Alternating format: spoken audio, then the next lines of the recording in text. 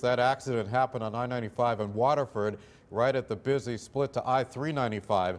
There was some type of collision involving an SUV and a tractor trailer, with the big rig tumbling down an embankment.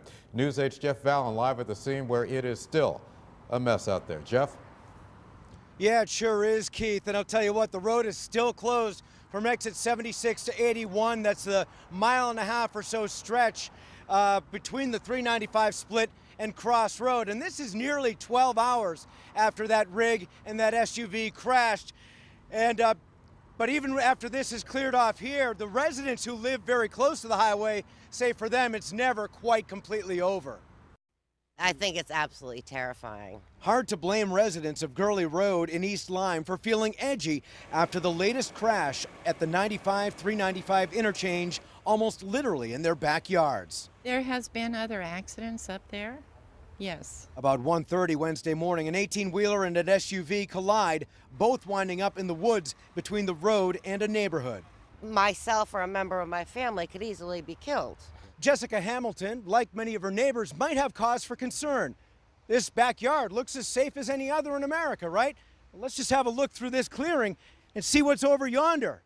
In fact, this clearing isn't here by accident. It's here because of an accident.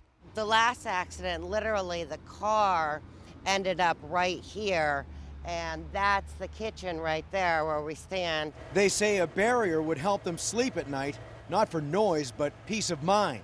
Yes, definitely. I wouldn't be able to sleep in that house over there. If my daughter was younger at the time that we lived here, I absolutely would not let her back here. The obvious question, without an obvious answer though, where should the money come from? Taxes, you know, maybe. I can't understand why my landlord, honestly, or the state or somebody doesn't put even just a fence up.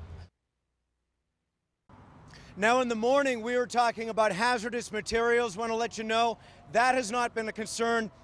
The only concern there being a little bit of diesel fuel that spilled from a saddle tank.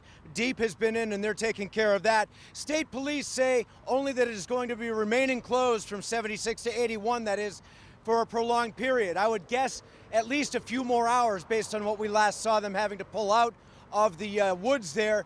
Now that said, also 3 people injured, at least 2 of them critically in this crash, and we understand that the 2 critically injured are the respective drivers of the rig and that SUV.